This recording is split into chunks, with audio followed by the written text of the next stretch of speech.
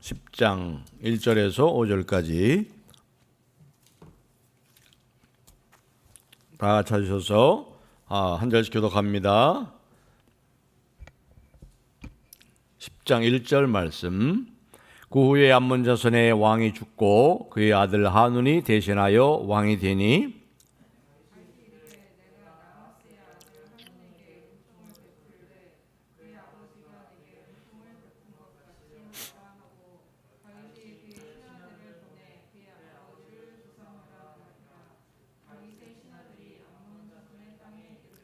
암몬 자손의 관리들이 그들의 주 하눈에게 말하되 왕은 다윗의 조객을 당신에게 보낸 것이 왕의 아버지를 공경함인 줄로 여기시나이까?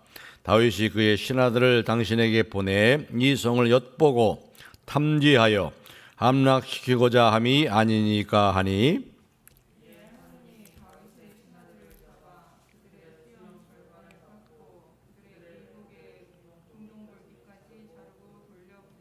다 같이요. 사람들이 이를 다윗에게 알리니라.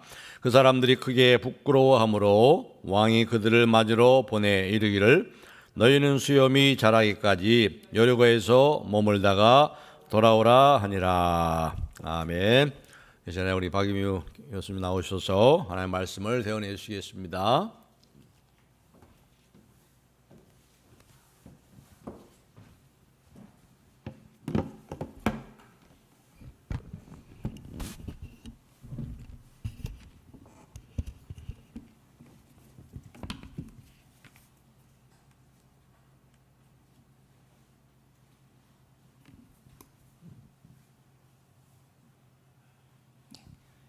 기도하겠습니다. 하나님 아버지 감사합니다. 오늘도 저희들이 이곳에 나와 예배할 수 있고 주님을 찾는 시간을 갖게 하심을 감사드립니다. 하나님 아버지 이제 점점 코로나가 진정되어 가고 있는 국면이고 저희들도 이제 어떻게 일상으로 돌아갈지 그리고 주님 앞에 이제 어떻게 예배를 나와서 예배 드릴 수 있는 시간을 기대하는 그런 시간이 되었습니다. 이 어려운 시간들을 저희가 무사히 잘 보낼 수 있도록 허락하신 하나님께 감사드리며 저희들이 끝까지 잘 이기고 저희보다 어려운 사람들을 위해 기도하며 기억하고 기도할 수 있는 마음을 저희들에게 허락하여 주옵소서. 이 시간 저희들이 주님의 말씀을 듣사오니 주님께서 저희들의 마음에 잘 박힌 목처럼 박히게 하여 주옵소서. 예수님 이름으로 기도드립니다. 아멘. 저희가 지난 시간에 사무에 벌써 저희가 꽤 오래됐죠? 한 달 예, 만에 저희들이 뵙는 것 같은데 저희가 기억이 나시는지 모르겠지만 8장 사무엘하 8장에서 다윗이 어딜 가든지 승승장구하는 모습이 등장을 하고 있고 그래서 이제 계속 전쟁에 가면 뭐든지 승승장구하고 다윗의 왕권이 완전하게 굳건하게 되고 주변 나라들과도 평정을 이루게 되는 그런 사건이 이제 8장에 있었고 9장에서는 그렇게 평정하게 되면서 예전에 요나단과 약속했던 요나단의 자손들을 돌보겠다라는 약속을 기억하고 무비보셋 요나단의 아들 무비보셋을 다윗의 왕궁으로 데리고 왔는 이야기까지 저희들이 했습니다. 이렇게 이제 다윗이 주변 나라도 평화로워지고 그다음에 이제 자신의 약속도 지켜가면서 왕국을 아주 편안하게 잘 다스리고 있던 때의 이야기입니다. 그래서 오늘 10장은 계속 그 이야기들과 연결되고 있어요. 이렇게 편안하게 주변 나라 국가들과도 잘 지내고 있는 이렇게 좀 힘으로 하면서 이제 잘 지내고 있는 와중에 균형이 하나 깨집니다. 그게 뭐냐 하면 암몬 자손의 왕이 죽고 그의 아들 하눈이 대신하여 왕이 되었다라고 얘기합니다. 여기서 이제 누구냐 하면 그 암몬의 왕이 누구냐면 나하스예요. 그래서 이제 나하스가 또 누구냐 하면 나하스가 성경에 한번 등장하는 인물인데 사무엘상 11장에 한번 등장을 하는 인물이에요. 이때 어떻게 등장하냐면 이스라엘에 쳐들어와요. 그때 사울이 막 왕으로 뽑혔을 때 이스라엘에 쳐들어왔고 이래서 이제 이로 인해서 이스라엘 백성들이 뭐 이스라엘 백성들이 오른 눈을 빼면 너네들이 항복을 할 때 오른 눈을 빼면 우리가 너네들의 항복을 받아주겠다라고 하면서 엄청난 협박을 했고, 이 때문에 이제 이스라엘 백성들이 너무 두렵고 떨렸고 이 이야기를 이제 사울에게 전달을 하죠. 그러니까 이제 사울이 그 이야기를 듣고 분노하여 자신의 소 2마리를 잡아서 12조각으로 내서 온 지파에 보내서 군대를 모으고 일대 전쟁을 치릅니다. 그러니까 그래서 이제 결국 이 전쟁에서 이기게 됩니다. 나하스. 그래서 나하스와 암몬 왕 나하스와 사울은 이제 이렇게 사이가 되게 안 좋습니다. 왜냐하면 이제 사울이 나하스를 완전히 패배하게 만들었고 조공을 바치게 하면서 이제 큰 승리를 가졌던 그런 관계예요. 이렇게 등장을 합니다. 나하스가 그 사람이었습니다. 그러다 보니까 사울과 나하스의 관계는 되게 안 좋았습니다. 왜냐하면은 사울은 이제 나하스에 어떻게 보면 큰 치욕을 안겨준 적이었고, 사울 입장에서는 어쨌든 이 전쟁을 통해서 나하스를 이김을 통해서 이스라엘 백성들이 사울을 진정한 우리의 왕이다라고 인정했던 그 전쟁입니다. 그에게 명예를 갖다주고 왕으로 인정받던 그 사건이고, 어쨌든 이 나하스하고는 사이는 좋을 수는 없습니다. 그러니까 이게 이제 왕으로 막 뽑혔지만 인정받지 못했던 그런 사울이 왕으로 인정받게 해줬던 그 사건의 중심에 있었던 인물이 나하스예요. 그런데 이 나하스가 다윗과는 되게 조약을 맺고 잘 지냈습니다. 여기서 2절에서 보시면 나하스의 아들 하논에게 은총을 베풀되 그의 아버지가 내게 은총을 베푼 것 같이 하리라 라는 표현을 쓰는데, 여기서 은총이라는 단어는 헤세드라는 단어입니다. 여러분이 알고 있는 헤세드, 자비, 은혜 뭐 이런 건데, 이 헤세드라는 단어는 주로 언약 관계 속에서 나와요. 그러니까 하나님과 나에게, 우리가 이제 하나님의 헤세드를 받는 존재다라고 얘기하는 건 하나님과 나에게 내가 하나님의 백성이 되고 하나님은 나의 하나님이 된다라는 그런 언약 관계 속에서 내가 하나님의 은총을, 하나님께서 주시는 많은 은혜들을 받는 그런 관계다라는 의미이거든요. 그러니까 여기서 쓴 이 은총이란 단어는 암몬의 나하스 왕과 다윗 사이에는 이런 언약 관계, 좋은 언약 관계가 맺어져 있어서 우리는 이제 서로 간에 도와주는 관계이고, 서로 침범하지 말고 서로가 문제가 생기면 서로 도와주는 관계이고, 뭐 이런 좋은 관계를 맺었던 것이죠. 그래서 여기서 헤세드라는 단어를 씁니다. 그래서 좋은 언약 관계를 맺었던 그런 관계다라고 이야기를 하고 있는 것이죠.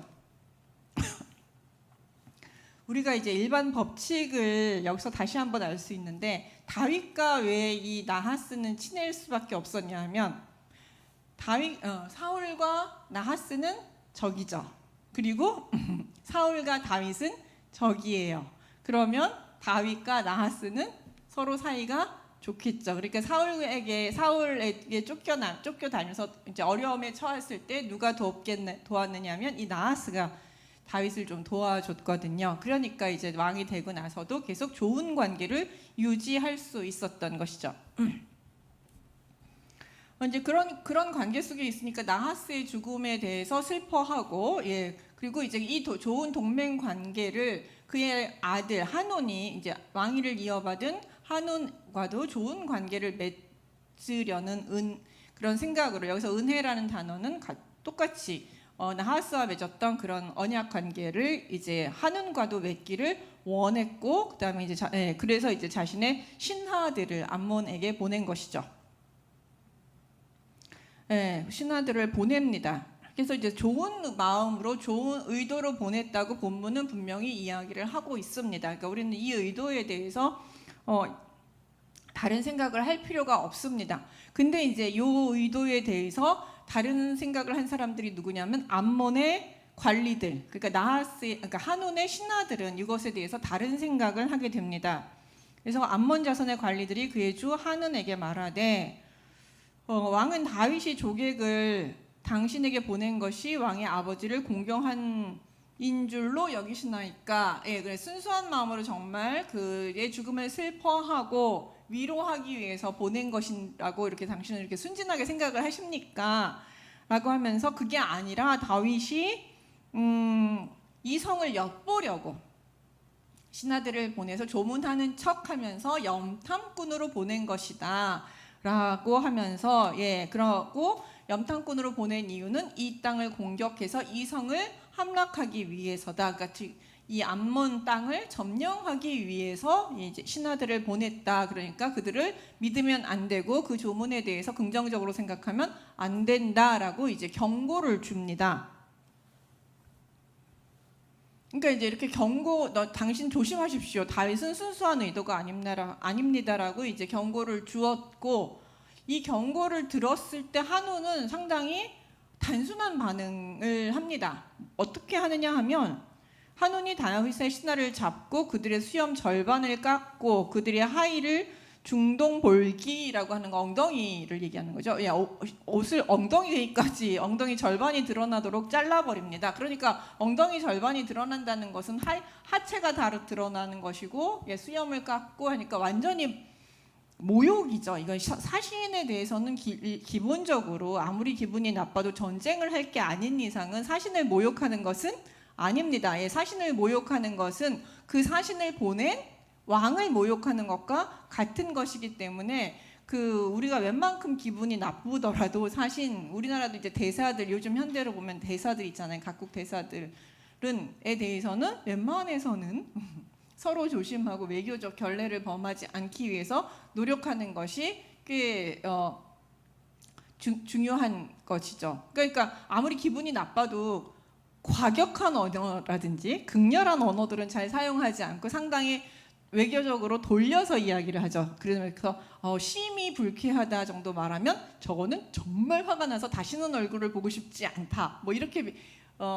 우리가 이제 해석을 다시 해야 되잖아요. 그러니까 외교 언어는 항상 해석이 필요할 정도로 그렇게 심한 언어나 심한 행동을 하지 않습니다. 왜냐? 잘못하면 바로 전쟁과 나라 간에 이제 큰 불화, 마찰들이 생기기 때문에 그렇습니다. 근데 한우는 그 신하들의 말을 듣자마자 바로 행동에 옮깁니다. 수염을 깎고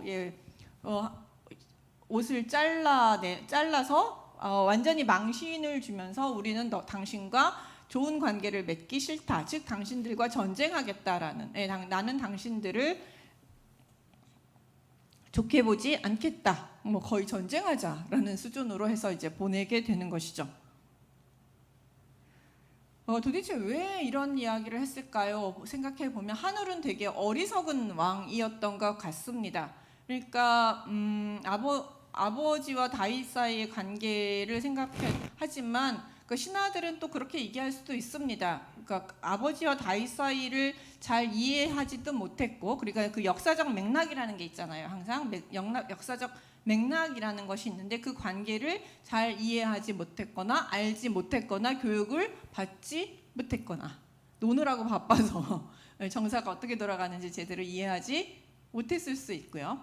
안 그랬으면은 다윗과 아버지 나하스의 관계를 이렇게 오해할 수는 없겠죠. 그리고 신하들은 또한 지금 왜 신하들이 이런 이야기를 했냐면 다윗이 엄청 승승장구하고 있잖아요. 지금 사실은 그 주변 나라들을 다 평정해고 다윗과 붙어서 이긴 나라가 없습니다. 그러니까는 다윗이 지금 승승장구하면서 주변 나라들을 다 평정하고 지금 강력한 왕권과 군사력을 가지고 지금 주변에 패권을 갖고 이제 그런 강력한 왕으로 있으니까 신하들 입장에서는 다윗에 대해서 지금까지는 나하스가 있어서 전쟁을 안 해서 이렇게 평화로웠지만 혹시 우리나라까지도 그런 다윗의 전쟁의 위험이 닥칠 수도 있지 않을까. 나하스가 있었을 땐 괜찮았지만 이제 나하스가 죽었으니 그런 위험이 닥칠 수도 있으니 신하가 왔다고 해서 너무 경고망동하지 말고 조심스럽게 그들의 행동을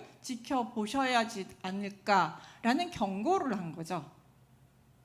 이렇게 해서 보내는 것이 아니니까라고 얘기하는 것은 근데 이제 경고 차원에서 얘기한 것이 아니라 신하들이 그 정도까지 얘기를 하면 좋았는데 그게 이제 경고 정도가 아니라 확증, 편향이죠. 확증.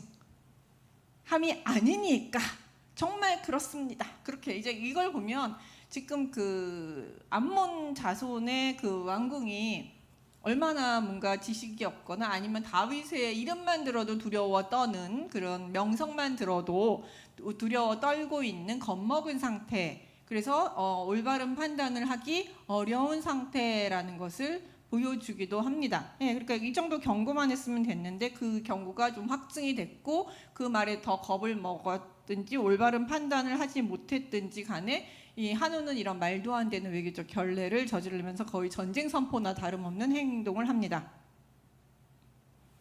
근데 이제 이 행동을 한우는 도대체 왜 했을까? 이 행동을 하면 분명히 심각한 문제가 생기는 걸 알 텐데 왜 했을까라고 했을 때 한우는 확실히 이제 아직 미숙하다는 걸 알 수 있어요. 적을 이게 이렇게 그러니까 이렇게 먼저 선빵을 날리면 적이 겁먹을 것이다라고 생각을 하는 것이죠. 전쟁에 있어서는 뭐 선빵이 중요하다고 얘기를 하잖아요. 그래서 우리가 이렇게 강력하게 나가면 저쪽이 겁을 먹고 우리한테 이제 우리가 이제 힘이 있다고 생각하고 저쪽에서 겁먹고 우리를 건드리지 않을 것이다라는 판단을 했던 것 같아요. 그렇지 않고서야 이렇게 무모한 행동을 할 수가 없거든요. 그러니까 먼저 자신이 모욕을 주면서 우리는 이렇게 힘이 있다, 우리나라가 더 우위이다, 이제 이런 허세를 부린 것이죠. 이제 이런 허세를 부리는 걸 보면 확실히 젊기도 하고 아직 미숙하기도 하고, 예, 뭔가 사건을 다루는 능력이 부족하다라는 것을 알 수 있습니다. 근데 이제 근데 그러니까 이것을 통해 이 이야기를 듣고 난 다윗은 엄청 화를 냅니다.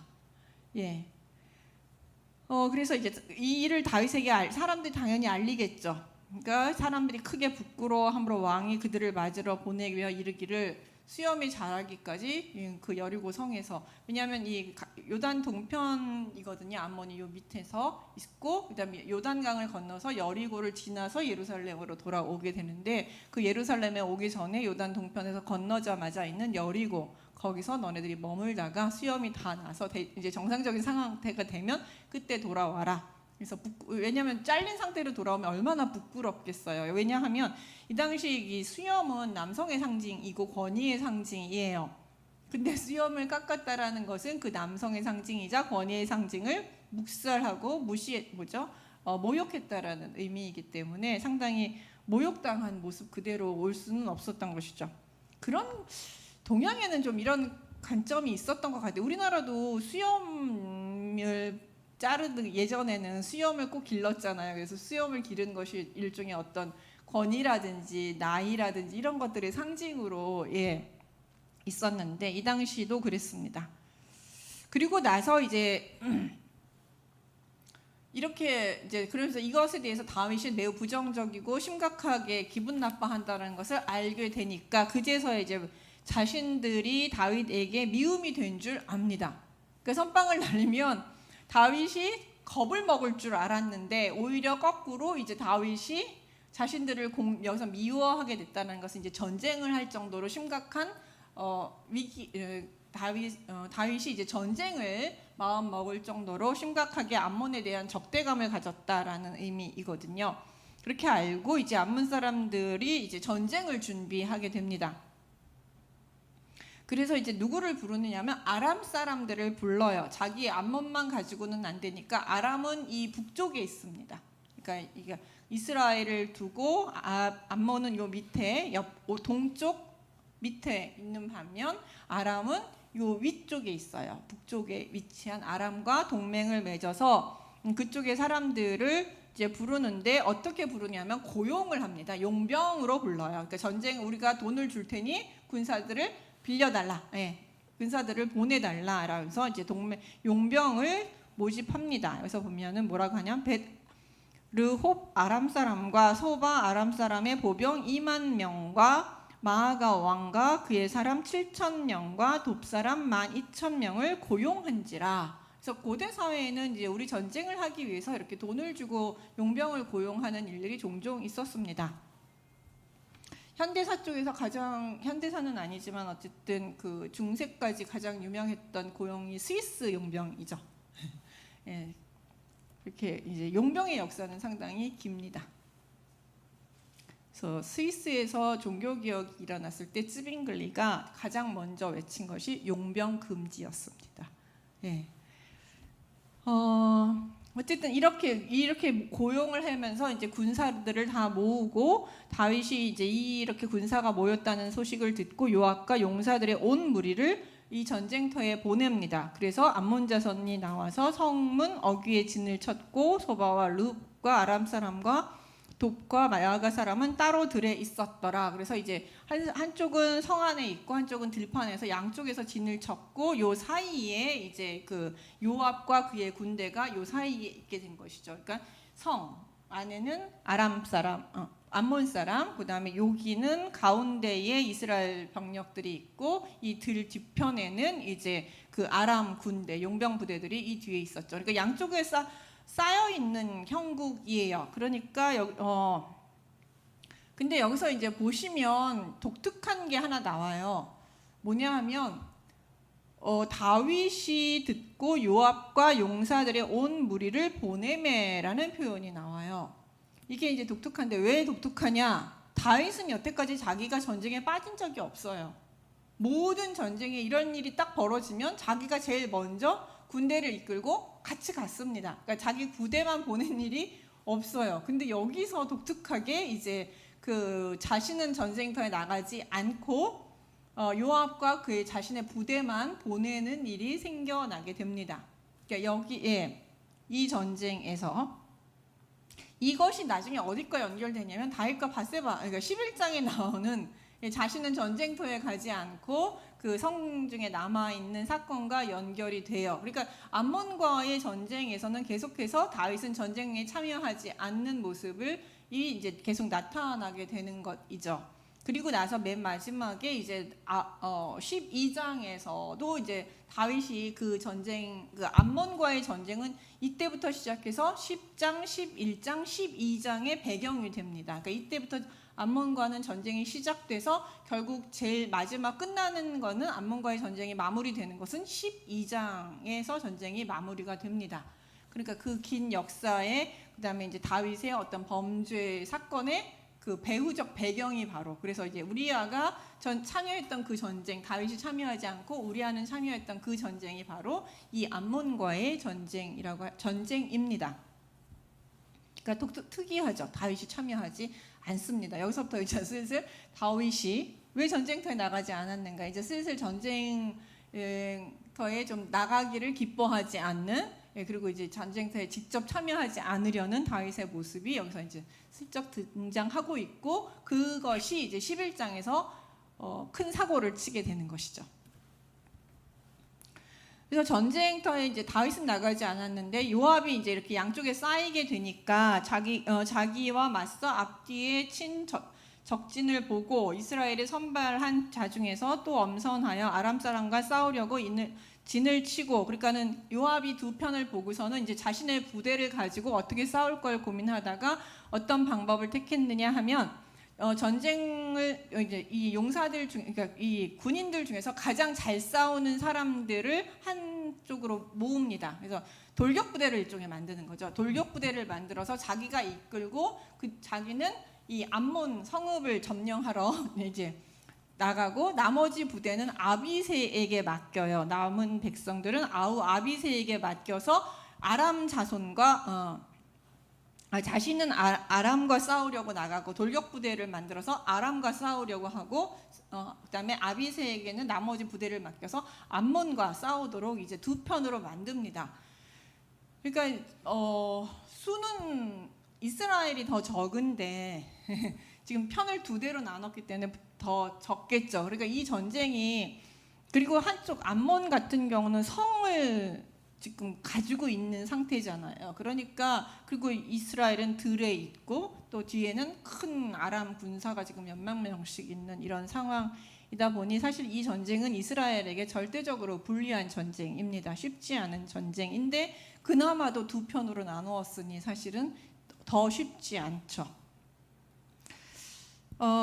그러면서 이제 서로 아비새하고 이제 의논하기를, 내가 아람에게 쫓기면 네가 와서 좀 돕고, 네가 쫓기면 내가 너를 가서 돕겠다. 그러니까 우리 서로 좀 봐가면서 각자 적을 향해 잘 싸우자. 뭐 이렇게 이제 작전을 짜고 하면서 뭐라고 얘기하냐면, 요압에서 나오기 참 어려운 말이 나오는데, 너는 담대하라. 우리가 우리 백성과 우리 하나님의 성읍들을 위하여 담대히 하자. 여호와께서 선히 여기시는 대로 행사하시기를 원하노라라고 이야기해요.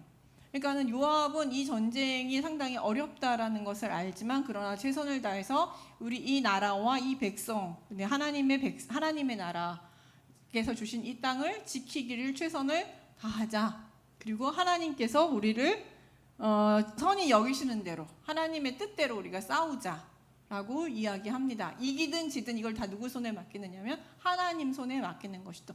이기는 것도 하나님의 선하신 뜻이고 지는 것도 하나님의 선하신 뜻이라고 외치면서 아비새에게 그렇게 이야기를 하면서 이건 자신의 신앙 고백이죠. 이 전쟁을 앞둔 요압의 신앙 고백입니다. 이런 고백은 요압과 참 어울리지 않는 고백이에요. 그러니까 어떻게 이제 요압에게 이런 말이 나올 수 있었을까? 라고 생각을 해보면,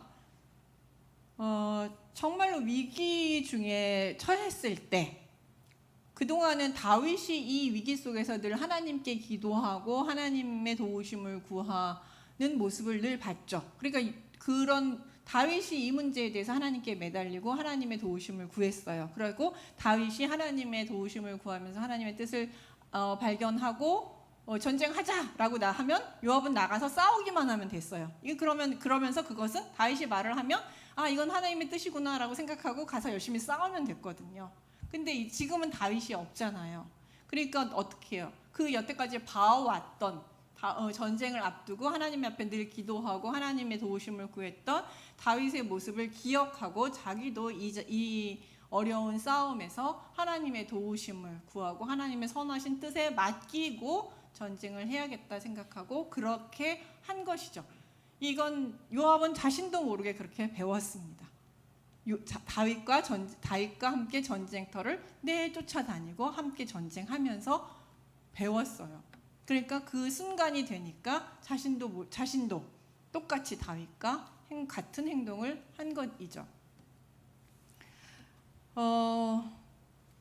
그러니까 그 상황이 됐을 때 그렇게 행동을 하는 것들을 배웠다는 거, 이건 일종의 습관이기도 하지만 이런 것들이 우리에게 참 중요한, 그러니까 모범이 그래서 중요한 거고 그래서 습관이라는 것이 참 중요하다는 생각을 합니다. 그렇다고 해서 요압이 인격이 갑자기 좋아졌다라든가 갑자기 엄청난 신앙을 가졌다라는 것으로 보기는 어렵지만 그래도 기본적으로 요압은 전쟁에 있어서는 하나님의 아는 거죠.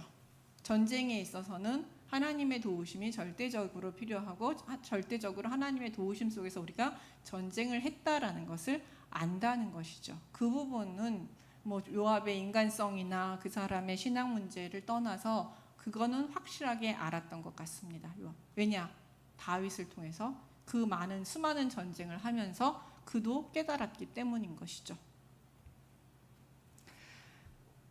그래서 우리가 지도자가 어떤 모습을 보여주느냐 이런 것들이 되게 중요합니다. 부모가 어떤 문제에 닥쳤을 때 어떤 모습을 보여주느냐가 자녀가 늘 그냥 부모 뒤를 졸졸 쫓아다니다가 그냥 아무 생각 없이 사는 것 같지만 막상 위험에 닥치고 어려움에 닥쳤을 때 나의 부모가 한 그 모습, 행동을 우리 아이들도 우리 주변에 있는 사람들도 따라 하게 된다는 것이죠. 요압처럼. 그렇기 때문에 이 지도자의 그다음에 부모의 그런 어떤 평소의 신앙적인 모습들이 되게 중요하다고 중요하다는 사실을 여기서 저희들에게 알려줍니다.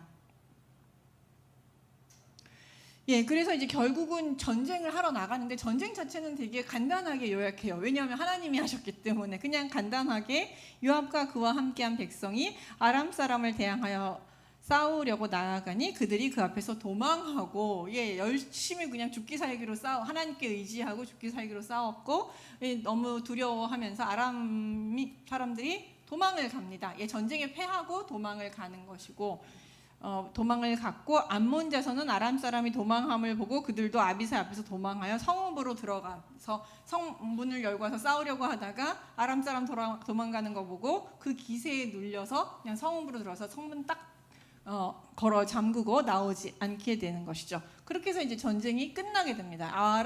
그러니까 암몬의 도발로 시작된 전쟁이 그래서 이런 식으로 좀 싱겁게 끝났어요.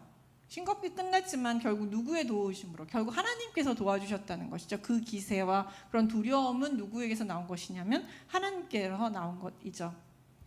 그러니까 하나님께서는 요압의 기도도 자신의 백성을 위해서 들어주셨다라는 것이죠. 역시 전쟁은 하나님 손에 있다라는 것을 요압과 모든 백성이 다시 한번 깨닫게 되는 순간입니다. 근데 이제 여기서 누가 자존심이 상했느냐면 아람 사람이에요. 이제 용병으로 왔는데 어쨌든 다윗 군대와 제대로 싸워보지도 못하고 기세에 눌리고 두려워서 도망을 했던 자신들의 모습을 기억하고 이렇게 이제 다윗 이스라엘을 키우면 안 되겠다, 더 기세를 늘리면 안 되겠다는 생각이 들었는지 다시 전쟁을 하기 위해서 모입니다. 그게 이제 15장.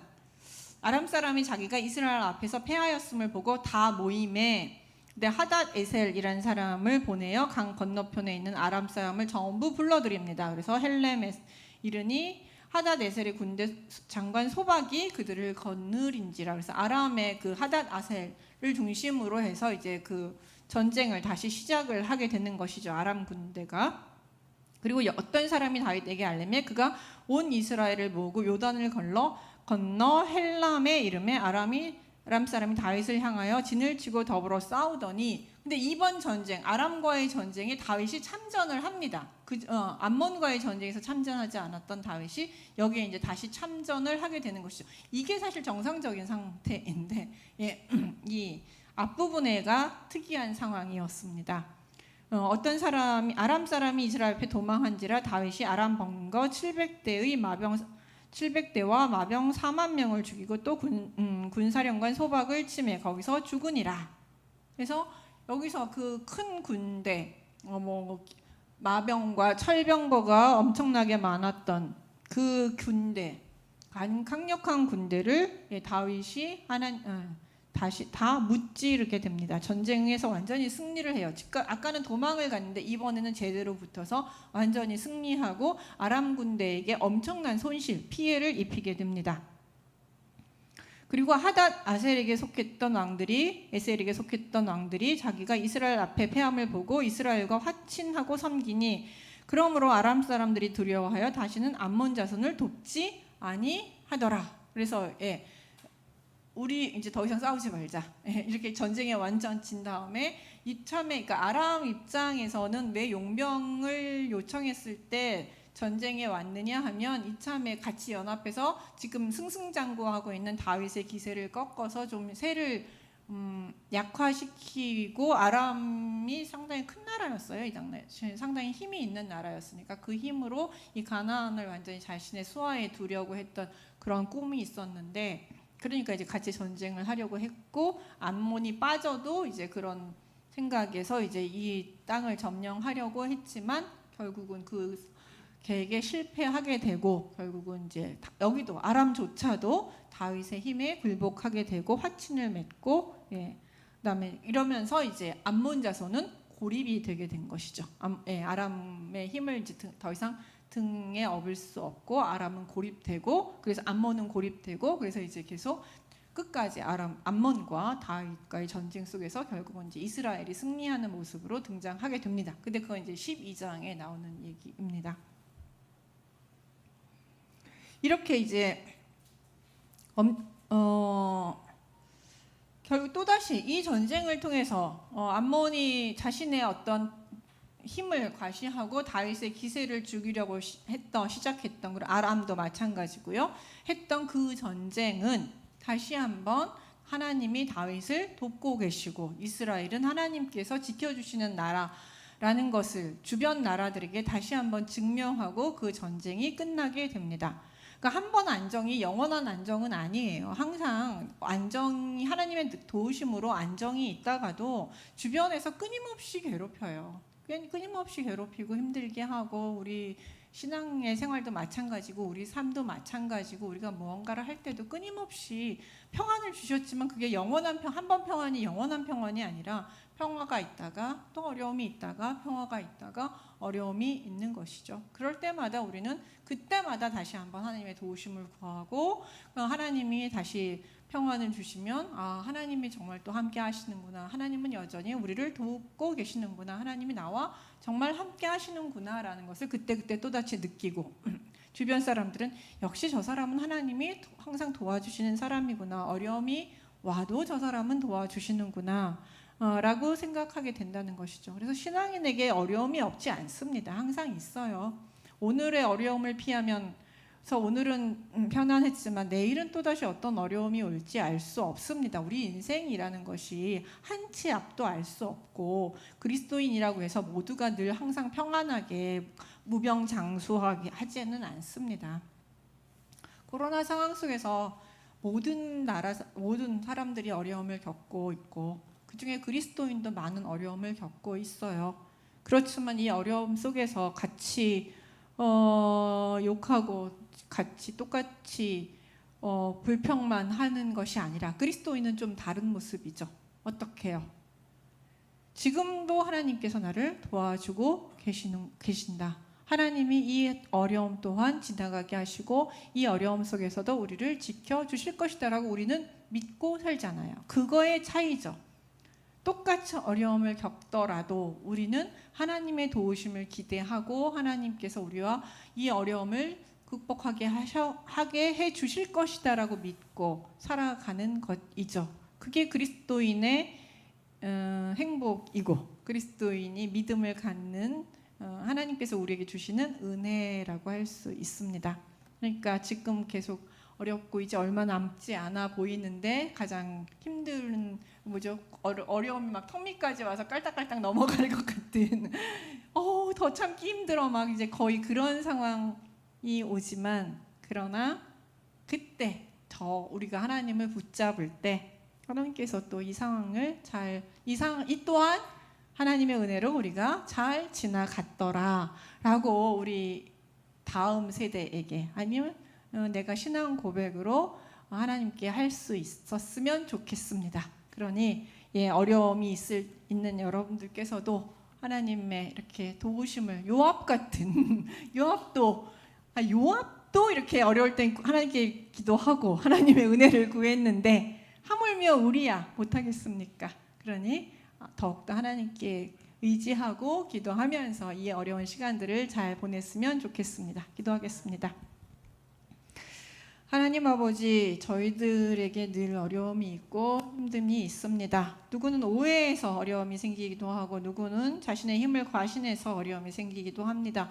그러나 그런 것들 통해서 저희들이 또한 하나님 싸울 수밖에 없고 어려움을 겪을 수밖에 없는 것이 저희들의 삶입니다. 그러나 그때마다 주님께 구하오니 주님 도와주시옵소서. 그리고 저희들이 그런 어려움 속에서 능히 승리할 수 있도록 하나님께서 저희들을 보호하여 주시고 함께하여 주옵소서. 그런 하나님을 믿사오며 예수님의 이름으로 기도드립니다. 아멘.